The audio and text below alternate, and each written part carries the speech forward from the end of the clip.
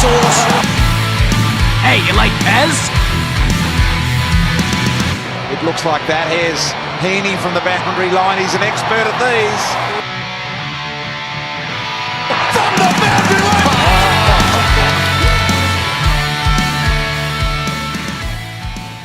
Hello and welcome to Behind the Boundary podcast. I'm your host Pez. I'm here with Sauce. A massive round 17. We say it every week, but it certainly was, and it shapes the ladder. Some really, really interesting results there, Sauce, and we gear up for a big round 18. Yeah, you're right. Last week shaped the ladder, but this week every single game has significance going into the final series, going towards the end of the year, and could really impact seasons going forward. We've already seen, this week someone's season been called a little short. Stewart Dew out on his backside, and Hardwick is replacing. Oh, sorry. I didn't want to go too early on that one, but no, not just yet. But everyone knows the writing's on the wall, and Hardwick would have known before he left Richmond, I'm pretty sure, that he would be coaching Gold Coast into next year, and the AFL would approve that very much so. And I'm just trying to think of his relationship with players and if he's going to, take any Tigers over with him. It's funny that because, if you look at Brandon Ellis, he went to the club, when he went over there and said, oh, this is what I've been paid, and they said,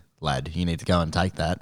And now going towards the end, you look at Dusty Martin, he's on a nice little deal there. He's tied up for another 4 years they're looking at, so take him up there. Probably the only one out of contract is actually Bolton. You can't imagine him heading across there, but if they've got some cash, he'd be a classy player, good lifestyle up there in good the place sun to retire. I know that Buddy Franklin's just he's headed over to the Gold Coast. He's just bought a nice big place is an understatement, a big, huge place over there in the Gold Coast. So could be a gateway drug for retired players up in the Gold Coast.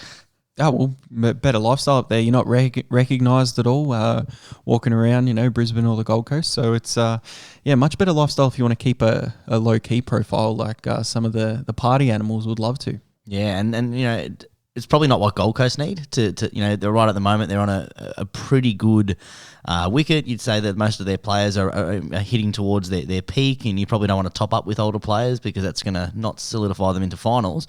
But it might be nice to have a nice little experience around some of those younger bodies and just at training and fill up the pockets of the other lads as well. Yeah, it's been 10 plus years in the competition, and they're yet to do anything really, so they need to get a move along. If Damien Hardwick up there can change that culture. I just remember the early days when he was at Richmond, and 2016 was knocking on the door, and all of the fans wanted him out. So we'll see if there's a repeat of that or what will happen there. I know we're not a show that normally debates this sort of stuff, Pez, but I've literally walked in the door here. We've got straight to recording. I hadn't got your opinion on it, but I don't understand what the rush was to get rid of Stewart Dew. Like, he's had his time there, but over the last 5 years that he's been there, did we expect them to make finals all those years? Like, this year we didn't expect them to make finals.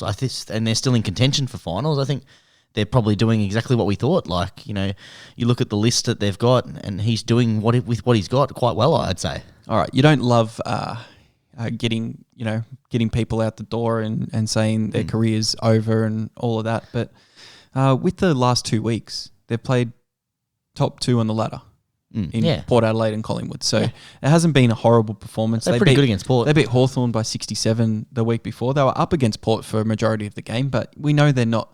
Port are a benchmark of the competition at the moment, and Gold Coast are nowhere near them. And you go before that, they had a really disappointing loss against Carlton, but they've struggled at the MCG their whole career in the AFL. But the week before, they had a really good win against the Adelaide Crows. So they've been playing well up there, and I don't think Stewart Dew's done much wrong. He's been really unlucky in a number of years with injury as well to key players, and just haven't been able to keep the crop on the park, and then losing talented players as well to other clubs who are contending for premierships hasn't helped the Gold Coast retention of players at all. So it's a really tough gig. We know Gold Coast is the graveyard. So we'll see if they can make it to year 20 or even year 15 until they move over to Darwin. Yeah, exactly right. I mean, exactly what you said. I think that if you look at his season this season, that's a bit of a terrible sentence, but I think there's only 2 losses there that you're probably saying, like, they should have won those games. Maybe round 1 against the Swans, grand finalists from last year, you probably say that they statistically should drop that one. We know what Sydney's doing at the end of it. And the other one, potentially, not even that bad, but potentially you look at the game against the Blues at the MCG. Other than that, they've done exactly what I'd expect them to do in a young side. Win the games they need to win. very much to what we described with Essendon last week. They're winning the games they need to. They had a big win last week at Essendon, a huge winner against Adelaide. But that's what you need from these teams. Just do what you need to do, and they were in hasn't done much wrong. They were in a winning position gather round against Freo, Yep. and probably should have ended up winning that game. And then a winning position as well against Melbourne, and could have stolen that there at the end as well. So that changes their whole season around. You look at where they are in the ladder, 13th. It's not the best. What are they saying? Is Stewart Dew going to go on a run for the end of the year, miss finals again, and then it's going to be harder to sack him? It's just ridiculous. Every CEO that comes out and says, yeah, our coach is safe, he's contracted, you can't believe anything that's said these days. I mean, in saying that, you look at exactly as it stands now, they're 1 win out of the 8. They're 2 wins out of the 8. They're sitting 13th. Geelong is sitting there on 34 points. They're sitting there on 28. So they've got 7 wins. They're 2 wins away from it. 7 wins is good. 9 losses. Did anyone in the media or anywhere expect Gold Coast to have more than 7 wins at this stage of the year? Not a chance. Not a chance. And I think that, they look at the teams that have overperformed this year, Adelaide, Essendon, possibly St Kilda. GWS are starting to show that they're overperforming. Gold Coast has done exactly what we've thought they've done. And that's what at the end of the year we said, there was the debate, a lot of people said, do they finish 9th, do they finish 8th? And I think they're going to finish around 8th or 9th. They're going to finish probably a little bit lower, maybe 10th, 11th, but they're still in a fight. That's what you want. It's a classic wrong place, wrong time. Yeah, it really is. Because Dimmer Hardwick, his tenure was up at Richmond, and he was looking for somewhere else. He wants to be a career coach, so he's made the smart move to head out early. I just worry for Stewart Dew because does he get another chance somewhere? With Michael Voss's performance after Brisbane, going to Port Adelaide and then coaching Carlton, you wouldn't think that clubs are going to take a risk on an already tried coach to go at it again. So would Stewie Dew, be at an Essendon or a Carlton, something like that? I don't think those clubs will take that risk anymore. Do you know where I'd like to see him? And I doubt the AFL is ready for this sort of a take, but I'd like to see him in a club that's about ready. He obviously isn't really great at rebuilding a side, because that's what he's had there. Every year has been a rebuild for the Gold Coast. But I'd like to see him in one of those sides, potentially Essendon. Now that job's not open, but their list is getting ready. Possibly the Dogs. They could use a bit of a change up. A younger guy coming in there who seems to be a player's coach. Possibly another one. Obviously, it sounds really ironic, but somewhere like Richmond, where they're about that sort of cusp. They're about to, they're probably going to go through a rebuild. Maybe he can take over Fagan at Brisbane when he heads over to Tassie. Oh yeah, just do a whole rotation, the Queensland swap, you reckon? And then send one down. See how they go. Yeah, we've taken a lot of time about that, and we don't normally talk about the hot topics, and I think Stewart Dew is going to be it's a career killer, because unfortunately, wrong place, wrong time, and we know what happens in these circumstances, despite everyone crediting what he's doing with that list. It's hard to come back from here, and he's been a really good assistant coach. He's obviously been a really good player in the AFL as well, and he seems like he's making really good relationships with the players, and subbing out Ben King last week maybe was the final straw, because Ben King maybe made the call to the CEO and said, hey, you sub me out. I don't like that at all, did he? And especially when now this week they've got King replacing him in the coach's box. Yeah. It's Stephen King, sorry. Both Kings last Saturday night were subbed out, one with an injury, one just because of poor form. And then now the other King steps up and takes the other job, and he's probably going to play Ben King up forward. And I'm sure David King's got something stupid to say about it as well, so all the Kings are up and about. I can't think of any other Kings off the top of my head. I wasn't expecting that, but we'll get into our round 18, which started off with a really good Thursday night. Yeah, one more King in my. Are we talking about Kings? We'll get into the bet slip or bet review. Soft review. It's no official review. How does it end? We don't know. They've kind of lost, but they've won as well. Now, this is amazing that this worked out. We went down for a bit of a feed and a few drinks at the pub, and the Union, great pub for a Thursday night footy, and it was up and about, wasn't it? It was everywhere, and then it was amazing because we were head to head again. And I was going to go up about 300 points on you. You're back on this. So I had Richmond at $1.85, and you jumped on Sydney originally at I think it was about $2 or something. Free. But then you jumped on them at $1.90 a little bit later because you forgot to put it on, you said, or something like that. Yep, I did. It was not very good. And then we tweeted out, and the mug punter tweets, who he enjoys the tweets, and we enjoy his tweets as well. He's tweeted out, boys, just 50 on the table, don't go through the bookie. And I'm thinking, shit, we'd both get $2 odds. You whack 50 down on the table. Winner takes all. But a better thing happened. Even better. It wasn't as better. It wasn't better for me, but not as good for you. So we did do that. Whacked 50 down on the table. And we were head-to-head, Richmond and Sydney. Sydney started off on fire. Sydney were over 12 points up at halftime, so you got paid out on Blue Bet there, Sauce. And I did. We're winning, having a ripper night, thinking Sydney were going to win. You were going to take the other 50 as well and have a really profitable night. But Richmond were able to come back. Getting into the Richmond supporters in front of us. Yeah, it was a good old night. Popeye. It was a great night. He definitely was a one-eyed Richmond supporter. Yeah, Layla from Futurama there. But we'll go. That's an inside joke that it's a podcast and you're not able to explain it. Well, literally had one eye. But Richmond had the win, so I take the win there on the pod. You take the win on the pod for Sydney, and then I take the little bragging rights and their 50 cash as well. So enjoyed that immensely. Yeah, I had a couple of singles on that one, but they came away with a bonus bet. As I said, the money line, the Western Bulldogs versus Collingwood game. I thought I had the read right with this one. Bontempelli gets his 25. Treloar had a quiet night, really surprising against Collingwood, who seems to just give away possessions to anyone, realistically. But Treloar just had an off night, which happens, so I had a bonus bet in that one. Now, speaking of that one, I spoke about it on the pod last week that I liked Treloar over 29.5 for the value he was going. I ended up staying away from it that night, Sources. I was messaging you before the game. I was like, yeah, I'm just going to stay away, enjoy the Friday night.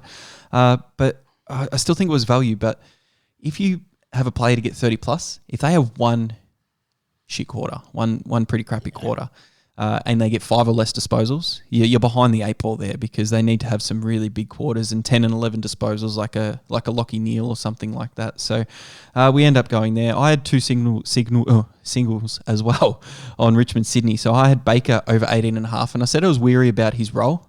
He played up forward there, Sauce, and ended up with 13. So that was no good. And then Taranto, again, quiet quarter, ends on 29, so lose by the hook, and it wasn't too good there. So, but we head to GWS Hawthorn. Yes, we both do. We did, and we spoke about this on the show, and this is something that we've been targeting against Hawthorn. We've been looking for those key forwards, and the last couple of weeks the bookies have crunched it in, and there have been no value with it. But we saw some value in Hogan. He's one of those forwards that is their obviously key forward, is their big forward, but the number one forward at GWS is Toby Green, and he was in absolute form. But we called it early, Pez. I put my bonus bet on this one, 2 units, and I went the 4 goals. I went a little bit greedy. You had the 3 goals. I had the 3 goals to be safe because I really liked it. I had the 2 units on it at $2.70, and you ended up chucking your bonus on it at 4+ goals, and it ended up absolutely amazing for both of us because it just happened. And the reason he was value source is because the week before, He didn't kick any goals because it was a really low-scoring affair, and the week before that he had off. So when players do that or they go through a thing of form, people, all the time are on Twitter going, "Oh, they've kicked a goal in the last 13 matches." But they're, if they're bound to miss one, I don't mind if they've missed one in the last, or missed 2 in the last 5 matches, if I think they've got a good matchup. And Jesse Hogan here had a really good matchup. He could have sealed this a little bit earlier. I would have liked that, but he got a nice free kick to get his 4th goal in that last quarter there. Yeah, but to sum up what we were saying is this trend against Hawthorn, those bigger forwards, you can tell it in the stats in this game. Jesse Hogan for the Giants, obviously, he was targeted inside 50 14 times, 9 more times than any other player. There's a real deficit for Hawthorn playing against those bigger forwards. And yes, we were in a prime spot because he missed the week before, and he had a shocker the one before that. But that is where the deficit is, and there is money on the table if you can find the right forward against Hawthorn, and we've seen it week after week. Yep, and I think it's going to be crunch this week. We're looking at North Melbourne, so you're looking at Nick Larkey, and he kicks goals all the time, so he's going to be really short. But we'll get into that in our bets. He is really short. Yeah, I'd imagine so. The Sunday, I had we both did. We both had Adelaide to win, and the Essendon supporters would be tuning in, going, "What do you guys have to say about this?" Because Essendon started on fire, absolutely on fire, ripped the game open in the first quarter, and that was about it for the day because Adelaide could not climb back from that first quarter deficit. Yeah, and Essendon could have put it away a lot earlier, and Adelaide made it look a lot better at the end, and to only be 18 points. But Essendon absolutely dominated in this one.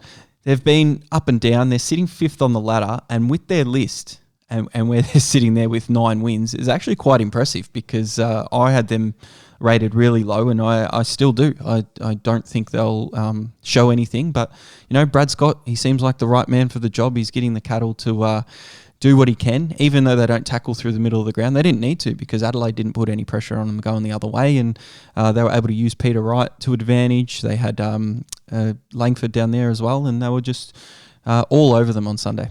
And what I like for this for Essendon, it's and I'll be the first to admit I have not been Essendon's greatest fan or one of their supporters, and I haven't believed in them. But they're doing what they should have done a couple of years ago. They're winning the games they're meant to win. In Melbourne, playing a side that only wins at home. In Adelaide, they get the win done. And that's what they need to do, and they need to continue that. They'll probably sneak into finals this year because I think their run towards the end of the year gets a little bit tougher. They'll probably finish 6th or 7th. They may win, they may lose in the final. If history says anything, they'll probably lose. But that's a great start for Essendon, building. They've got some really nice some players in that midfield. Darcy Parish looked a lot better in that midfield. It looked a lot more natural. Merritt's been in all-Australian form this year. They still have a couple of pieces that they're missing. I'd still like to see them have a probably more of a two-headed forward line, Stringer firing a little bit more often with big 2-metre Peter. It needs to be more consistent. And down back, they need a proper key defender to go up against those big big forwards. But they're looking good, Essendon. So I'm happy. I'm excited for Essendon fans that they're going to play finals again this year. And found something in late. Exactly right. Guelphy's playing good as that small forward. I don't think there's a spot in this team for Tip and Woody with Jai Menzies up forward as well. Martin looking decent up on the wing as well. So they overpossess the footy. It's just when they get the pressure put on them, they crumble a little bit. So high pressure, high intensity games is not good. I thought Adelaide were able to bring that, and they weren't able to bring it away from home. They've been really inconsistent. So Adelaide's a no trust away from the Adelaide Oval. They're literally gone win-loss for the last, I think, 6 rounds, and that coincides with also their home games as well and playing lesser sides away. But and let's get into the lesser sides away. Let's start off with your final round. Yeah, so round 17, it didn't end up being great. I had the Richmond win and the Hogan win, but because I put too many singles on, I picked Baker wrong. He played forward and only got 13, and Taranto losing by the hook, and then Adelaide completely balls it up, minus 0.75 units. So stay around the same area for a profit for the season for 17.77 units, which is still good. It's still it's win. You had a pretty shocking round and you went down 0.75. It's hard when you have those singles pairs sometimes, but as you said, you thought you had the read and you just missed the read on 2 or 3 of them. Yeah, so I wasn't confident speaking about Baker, was I? With I think I might get his thing wrong, and it was. But what didn't help is you had a couple of beers on the way to my place, and then you were all over it. Or when you miss by the hook, it hurts, but they'll go your way consistently over the long run, and it'll even out. Yeah, they will. For me, round 17, I bounced back to form. I had 7 units staked, 370 profit for me, an ROI of 52.85 for the season. 129.8 units staked and 47.01. Hitting closer to at one stage. I thought I was going to get the 50. Close to 50. But then, a little bit disappointing to finish with 47, but still up and about and continuing that going into this week. What we do have, both of us, is one bonus bet as well to use coming up in the week, which is really handy. The fact that the size of the bets was relatively small. Our bets with an opportunity about 50 metres out. I was with a mate and we were getting sort of ready to leave, and he said, I think I'm going to whack 10 on Maxi. Do you want some as well? And I said, oh yes, yes,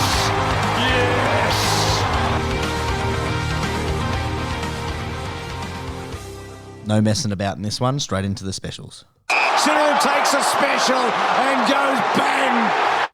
Yeah, and here we go with the specials. We've got the Blue Bet 12-up special for every single game, which came off for one of the first times for the season source and benefited both of us last week.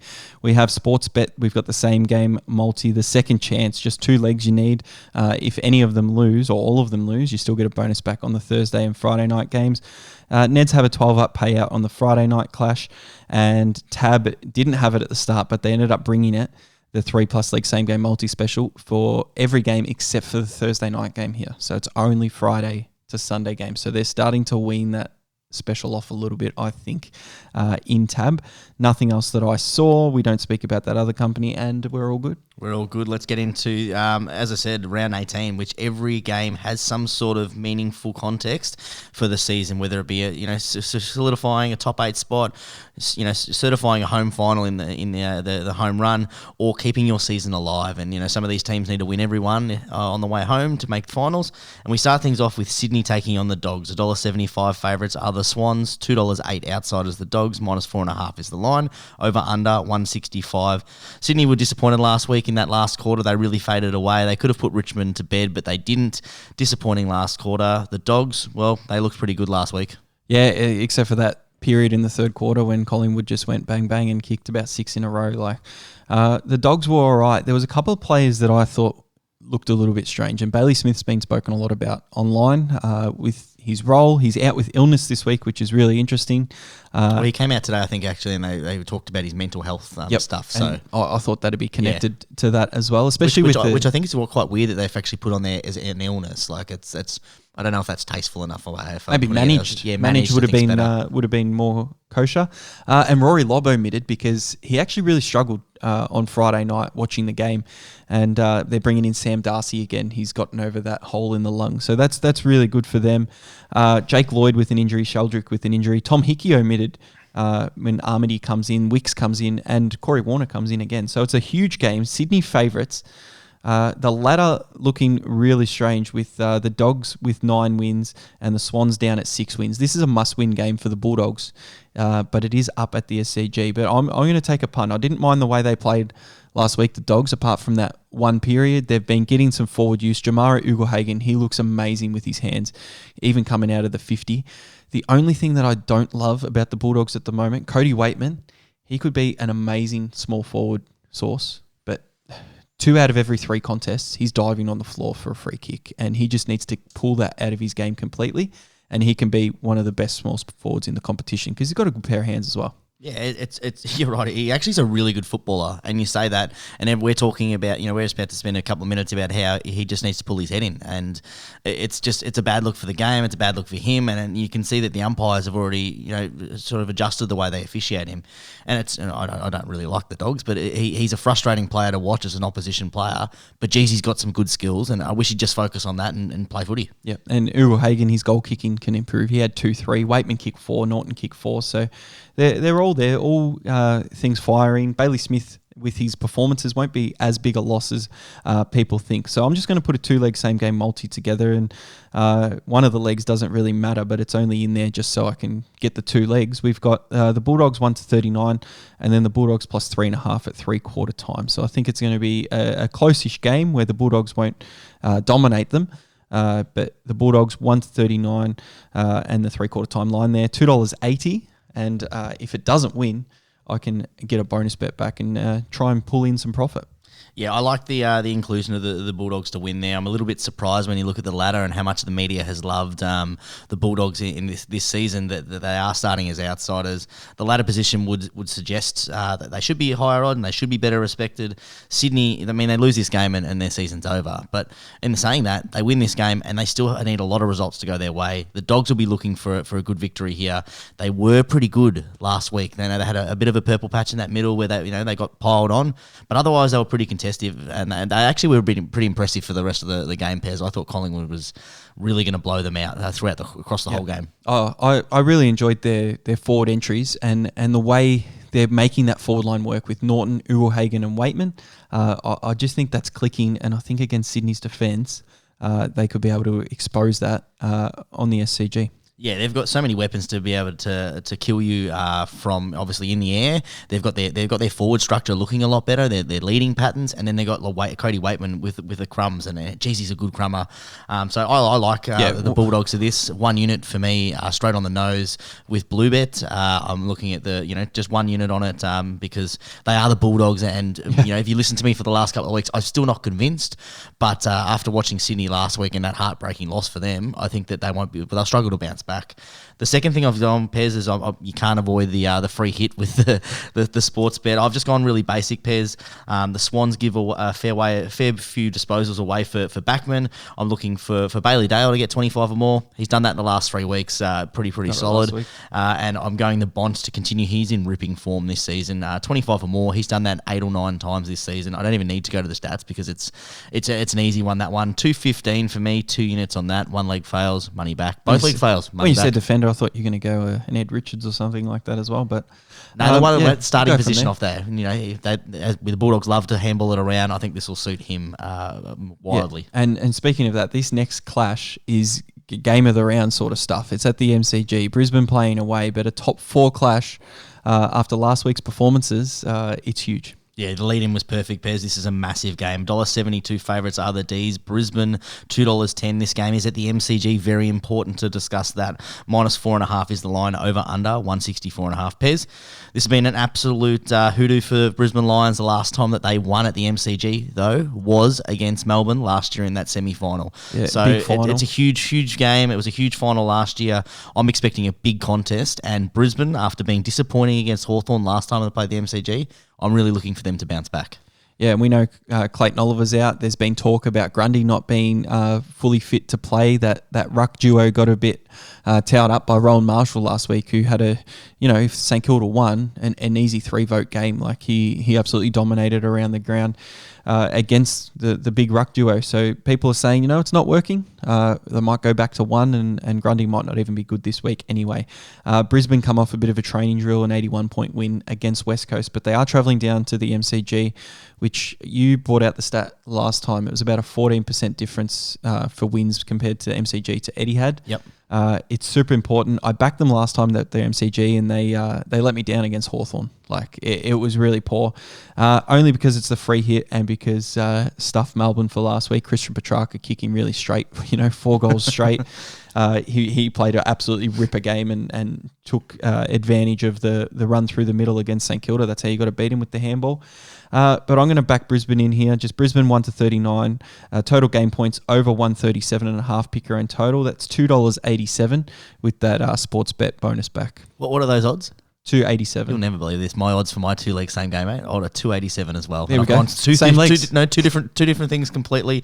I like what you said there about stuff Melbourne, because last week Petrarca killed you, but that showcases the problem with Melbourne is that they need him in that forward line to kick 3 or 4 goals, especially without Bailey Fridge. And he does that. But the problem is that they need him in the midfield as well to be able to get him the ball. So if you had especially two Petrarcas, without Clayton Oliver, if you had 2 Petrarcas, fantastic. But that's one of the deficits that Melbourne have, and I think that Brisbane has caught them at a great time, and they'll see blood in the water, and they'll go absolutely gun and ho for this game.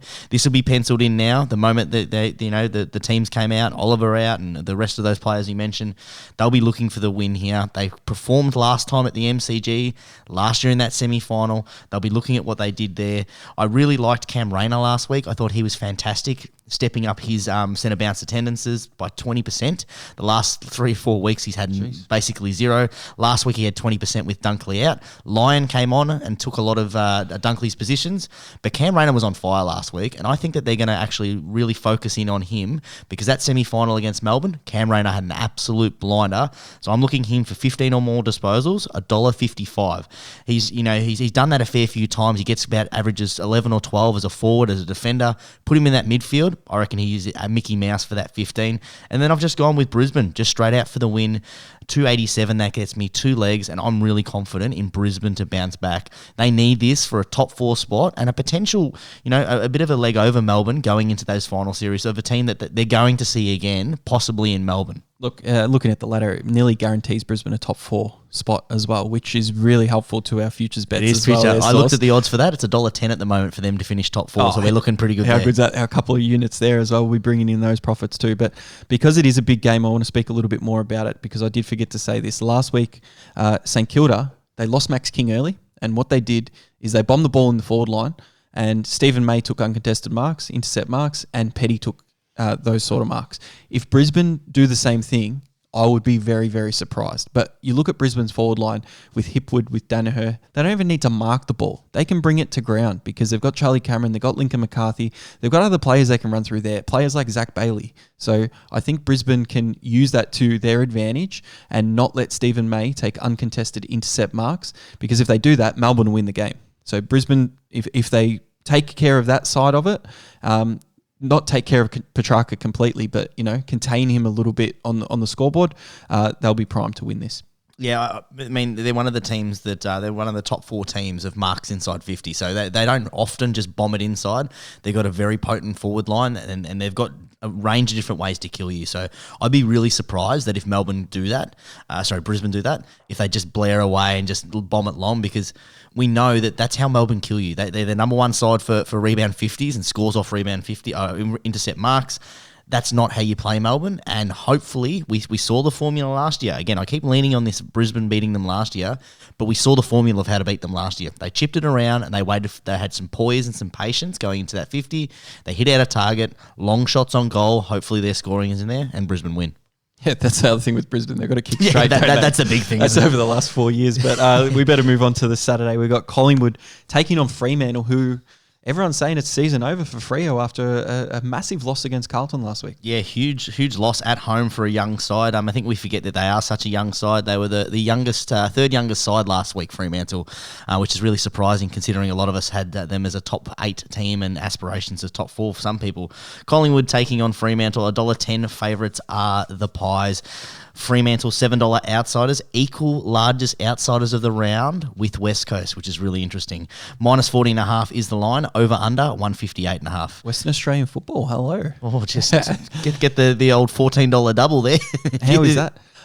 Collingwood, it's looking like Dan McStay will come back from that finger injury as well this week. So I think not that he's the best key forward in the competition, but he might be good for them to realise that what their structure is going to be moving into finals, because they're obviously going to be there in the top 4, but they do need to fix that forward structure a little bit, because they do rely heavily on goals from defence, and if they can get them in finals from the 2 Dacos brothers and players from the wing, all kudos to them, but it is a lot harder in finals. So we'll see how that happens. $1.10, no value. I don't like betting on the line in Collingwood games, so I am going to sit this one out.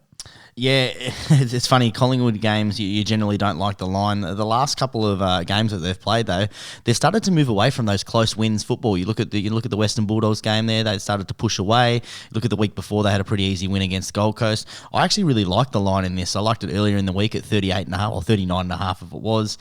Fremantle, the last four of the last 5 games, they've had a losing margin over 30 points. Magpies have one of the best defense in the league and the 4th best offense. So I like that combination. If I was leaning anywhere, I'd lean I'd lean the line. I'll probably look at an alternate line, if anything. Maybe I'll bring it down to about 35 or 30 and look at that $1.40, $1.60 mark. But no official play for me in this one, Pez. I'll just focus on the next game. Yeah, Fremantle away from home. So the next game, huge clash at HBS, the Gold Coast Suns with a new coach. I thought you were about to say HSP then. I was getting a bit hungry at a late night there. I have not had a HSP in a while, actually. I had a ripper one the other night after our little session there. Pez went home and a sneaky one on the couch. It was good. The local kebab shop at my joint, they've actually closed down. I think they've gone back overseas that's for about 6 weeks. That's because you haven't had one in a while. You were keeping them in business. All right, let's get on to a really important game for the caretaker coach in King and the other King. Well, actually no King boys for in this game. Ben King, well, he was subbed off in the coach's box, weren't they? No, get here. Anyway, so Gold Coast taking on St Kilda, $1.60 favourites are the Suns, 236 outsiders the Saints, minus 9.5 is the line, over under 161.5. Pez, I saw you Sunday. You were extremely flat about this game. It was a very winnable game for you, and you basically said your season was over. This is a must win if you're trying to stay alive, but I don't know what your chances are up in the Gold Coast. Not a team that you want to be facing this week with a new coach. Yeah, a caretaker, I should say. Yeah, caretaker coach. We know the statistics. Over 50% wins for caretaker coaches in their first game. The Saints with some injuries last week in that first quarter.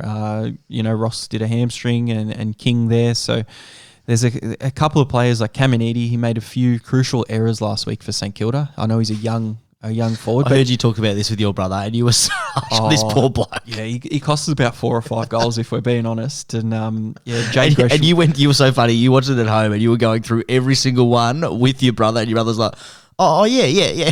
Well, they were at the game. I didn't go on the Saturday, so we were pretty ropeable with that one because they got the inside 50s. They did all of that, but they couldn't get the job done. So Gold Coast, possibly run over the top in this one. But I've got a mate that's still in a winners competition to win $27,000, and he's got the Gold Coast to beat the Saints. So I'll be cheering for the Gold Coast this week and have no bet. Wow, no bet, and you're cheering for Gold Coast. Pez has lost hope.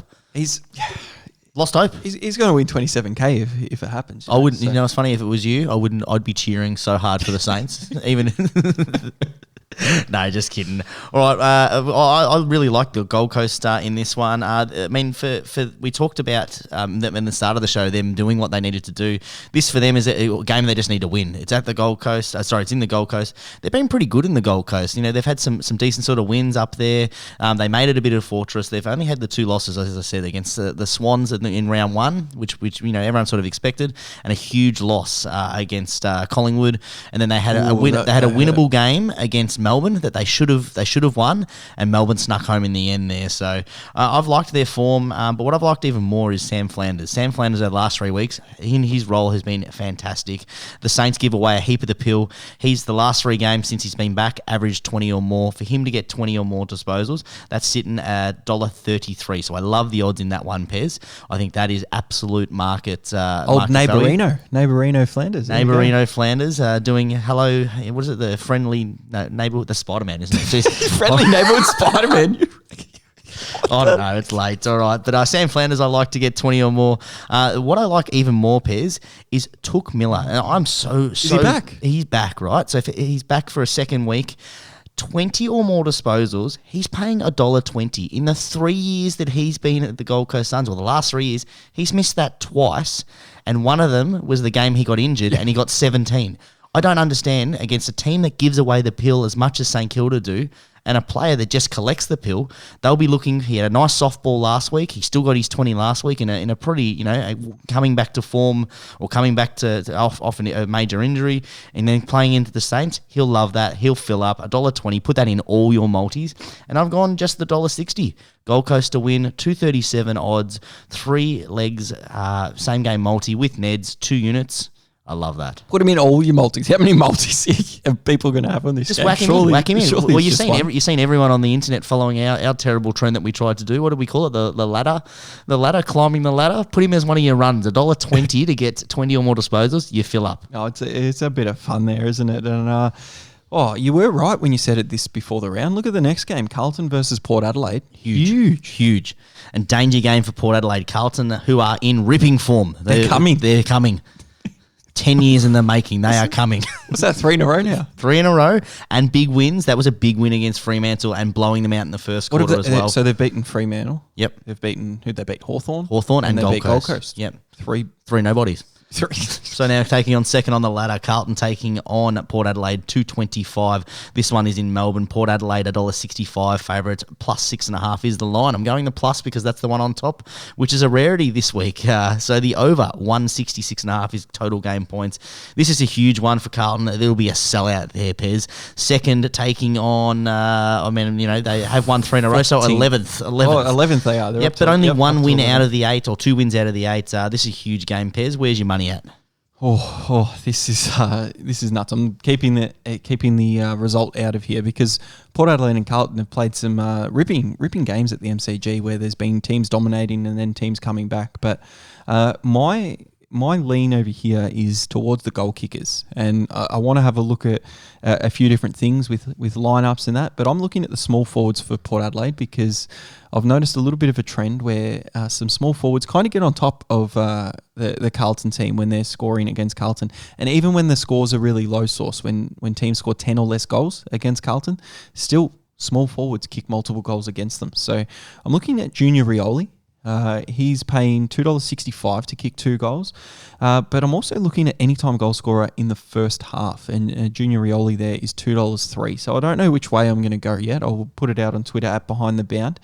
But the other player I'm looking at, and I don't love betting on this player because his kicking is quite horrible, but I think high pressure against that Carlton backline, he might get a few Joe the Gooses, or he might be able to do it there. Anytime goal scorer, Sam Powell-Pepper is $1.47. And 2 or more goals, maybe a bit of value at $3.45. So that's market watch there, and I'll tweet out what I'm going to do later on in the round. It's very interesting. This one has everything to be what it should be, a danger game, as some people might say it, for Port Adelaide. But it's so funny, but with all the pressure, it's actually a danger game for Carlton because they've got so much expectation. 3 in a row, everyone is talking about them. They're back, the way that they're changing the football. But for me, Pez, you've got Carlton, who has won their last 3. They're on a massive high. against 3 really bad teams, 3 teams that are not in the 8, 3 teams that are probably going to miss the 8, and we're writing home about them knocking off, like they're knocking off top teams. Port Adelaide, on the other hand, what is it, 13 straight? They've escaped a close win after the siren. They've got the job done in Melbourne. They've won 9 straight at Marvel. I love the value in this one. $1.68, Port Adelaide. I'd be putting that in all my multis as well, Pez. But what I'm going to jump on, because it is Carlton, and we know what Carlton do. When they're meant to win, what do? They just let you down. So I'm going 40 plus 1 unit, 560. With Port Adelaide. Port Adelaide.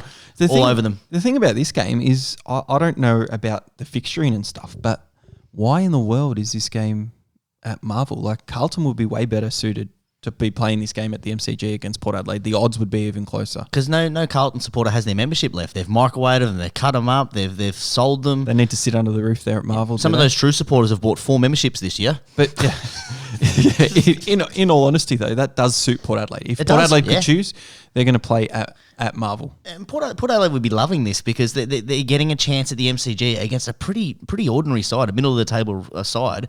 And where's the grand final being played? In Melbourne at the MCG. They're loving this. This is what Brisbane need to get onto, is these games regularly. They're not playing at the MCG this round, though. That's what we're talking about. We're talking about Marvel. So Port Adelaide would still choose Marvel if they're looking for the 4 points. It's in Melbourne. If they're looking for finals experience, they'd probably want to go the MCG, but they just need to secure that top 2 spot, because then they only need to play in the MCG grand final day, because they can have their other 2 finals at Adelaide Oval. Either way, I mean, they played pretty well against Essendon. That was at MCG, wasn't it? I'm getting my venues mixed up here. That was at the MCG, the kick after the siren. Either way, all listeners need to know is Port Adelaide win 40 plus 560. Jump all over that one. That is a fill up. It's only Wednesday, Sauce. Your week's finished. Fill it up. Your week's done. I've only been back to work 3 days, and I feel like it's been working for 3 months. So I'm absolutely knackered, Pez. All right, let's get on to the next game. Oh, this will excite you. This does excite me. It's a Saturday night game at the Cattery, Alphabet Stadium. $1.28 favourites are the Cats. $3.70 outsiders is Essendon, and I've messed up my screen there. -22.5 is the line. Over under 168.5. Pez, while I get this back together, we know I could speak about the Cats all day. Tell me about why Essendon stay competitive in this game. Yeah, before that, I want to speak about the venue here, because Essendon is the second team to play the least amount of games at Cardinia Park, which is 5 games, and Collingwood the only other one, which is 3 games. Now, this renovation at Alphabet Stadium was meant to be complete by this round, which is why they've put a blockbuster type team in Essendon, big crowd in there. A lot of Essendon supporters really shitty that they can't get a ticket this week, and they're going to lock out 50,000 fans.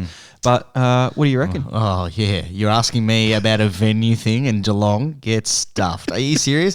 I don't want to hear one Victorian or one Melbourne supporter, Essendon supporter, complain about this drive. Geelong has given up home finals when finished top of the ladder the last 30 years, and now Essendon 30 years. Now Essendon have to travel down the highway 45 minutes. Oh god, if they play an away game, they can't get a ticket. Oh well, stuff like they haven't been going to their games for the last fucking 4 years. Pez, it's not Essendon's fans. Piss off.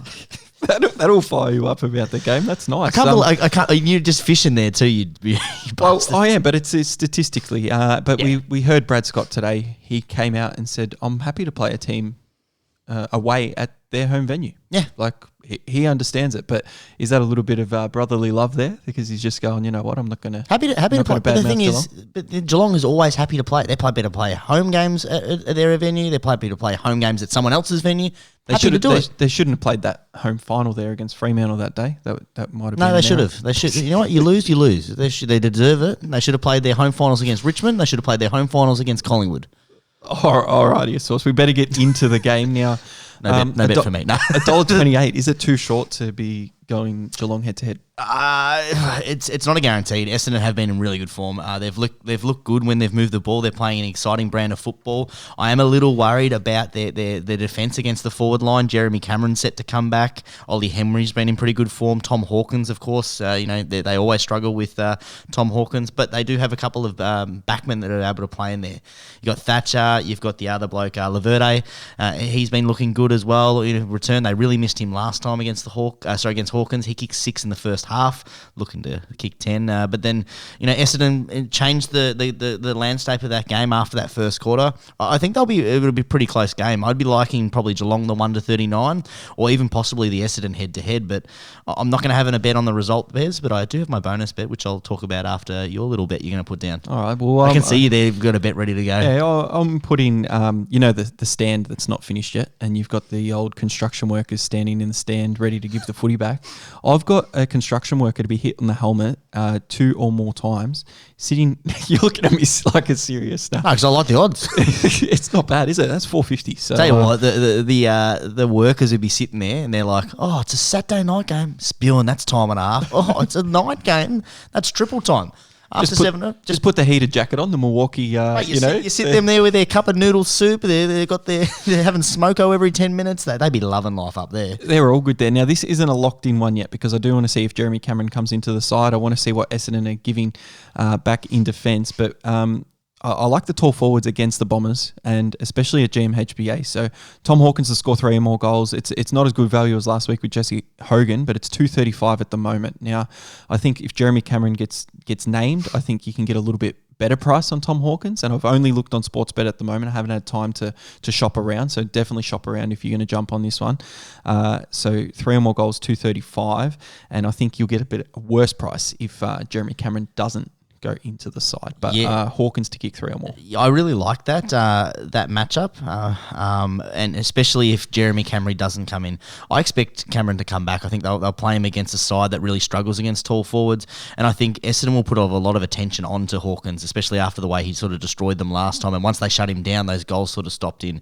What I've liked is that Ollie Henry's been a real focal point of that offense, and with him being in there, averaging 3 or more shots on goal all season, basically, Jeremy Cameron to come in, I think the next defender obviously goes to Jeremy Cameron, but their forward structure has been built around Ollie Henry and Hawkins, so I like the value there, and I've put my bonus bet, a 2-unit bonus bet, on Ollie Henry to kick 3 or more goals, a taller forward against Essendon who have a deficit there, $4.10, and I love those odds, and I think that it'll even increase if Jeremy Cameron does come in as well. So there's a chance that he doesn't come in. So if he doesn't, $4.10, you love that. You can expect that to crunch if he doesn't come in. You're going to be loving this if Cameron doesn't come in because exactly right. That's what I'm saying. You're going to be as I said. I think I'm win-win. So the way I think they're going to play it is that if Jeremy Cameron comes in, the forward structure's still there.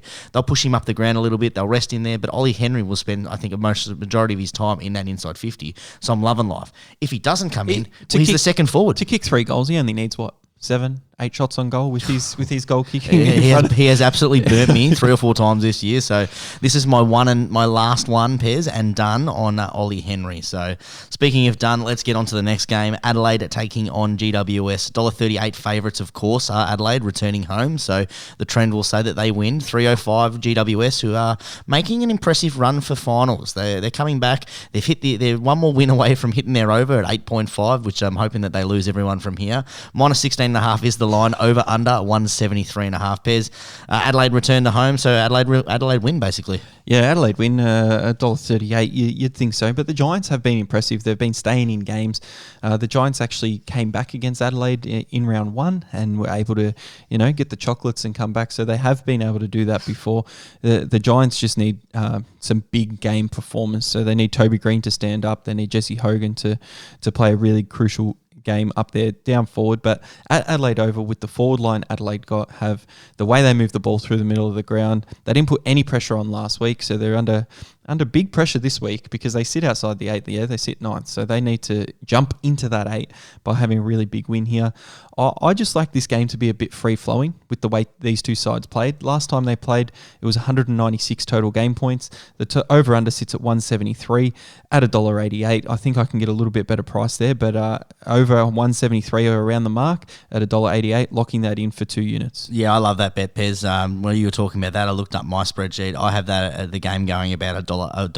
188 is what I've got it going. I like that. GWS are a high-scoring side, high possession side. Adelaide like to score at will as well, and we know what they do in Adelaide. Look for your first quarter too. Look at your over-under goals for first quarter. Adelaide pile it on in Adelaide. early and hard. So if you can find some value there about the 5.5, 6 mark, jump all over that. Total goals for the quarter. I think you can get odds normally about $1.80, $1.70, something like that. Yeah, it's usually I'm steering clear with this one just because it's a Saturday night game. I might put my attention over to the Geelong game. I won't be able to watch it, so I'll look for some value with disposals probably. GWS giving up a lot of the pill, 4th most in the league.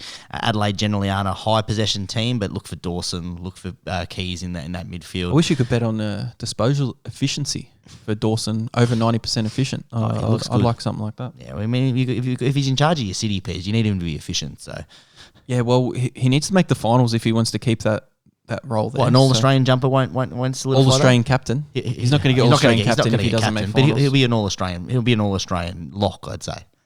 Yeah, but what does All-Australian mean anymore? It means a lot from a team that, possibly, a lot of people thought we're going to be bottom 6. They called out the start of the year finals, and I think that's a big standing point for Dawson. I don't like the All-Australian team. I know. All right, let's get on to the Sunday games. Only 2 of them, Pez, and they are rubbish. North Melbourne taking on Hawthorn. Battle of the bottom at Etihad. 2.55 outsiders are North Melbourne. Hawthorn, $1.52. Minus 13.5 is the line. Over, under, 171.5. Pez, you hate North Melbourne. Hawthorn haven't been playing well. Don't hate North. Okay, well, tell me why they win. Well, Sicily comes back this week, doesn't he? It's unfortunate, isn't it? So that's very unfortunate for North, which is why Hawthorn are there. They've got some decent young players. They're not really at risk of dropping anywhere in the draft pick stages. They can have a freebie here and not have to worry about tanking or losing because they will get that 3rd pick by the looks of things at the end of the season. So I think Hawthorn might win. North, a couple of players would have to have a really big game in Zerha, Larkey, maybe Stevenson pop up for a couple as well. But yeah, just staying away on the early Sunday game. But there's my thoughts. I like North Melbourne in this one. I think they've been building towards a win. I like that this game's at Etihad. I've mentioned a couple of times they've been in games in Tasmania or they've been in games playing away. You look at GWS, you look at Sydney last time they played at Marvel Stadium. They should have won that one. I like the value in North Melbourne, but I'm also not putting my money down on a team that's the 2 teams that are sitting bottom 4. It's just there's no value in it. It's too high of a risk. You don't know what's going to unfold. But I would probably be leaning towards North Melbourne because you're getting 250 plus. Because you're getting 250 plus. But other than that, I'd be staying away from that. Speaking of staying away, I wouldn't be hitting this game with anyone's money. West Coast taking on Richmond. $7 outsiders are West Coast. Richmond $1.10 favourites. Minus 41.5 is the line. Over under 173.5. Pez, I haven't checked this one, but I thought last time that Richmond played West Coast, this one actually was at SBS Stadium. Didn't they thump them by like 100 points over at SBS, or was that in Melbourne? Was it? Was that the gather? That was the gather round, was it? No, they played in Melbourne, I think. I just had this faintest memory, and I should have checked it, but I had no. I think that was at the MCG that game. Don't care at all about this game, to be honest. But minus 41.5 as the line is probably the only talking point, only value in this game because it is under 82, which was last week, which miraculously they covered.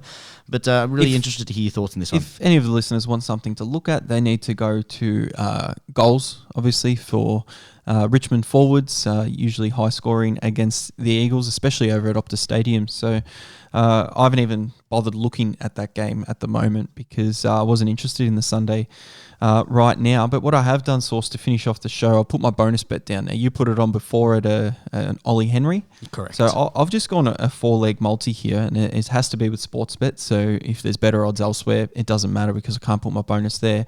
But I've just gone the Thursday night game, the Bulldogs to win at odds, Lions to win on the Friday night at odds, Adelaide and Geelong on the Saturday night, both the favourites to get up there. 771, that's paying, and I'll just chuck the bonus on that and go for a Hail Mary. Exactly what you said, Pez. There's no value in this one. I like your multi's not too bad because there's no value in a Sunday game on a Wednesday night where the line is 40.5. I'm not touching that with anyone's money. So that's me done for the round, Pez. Let's look forward to a really nice winning round in 18, and hopefully we set up the rest of the year with just like some of these teams hope to set up finals.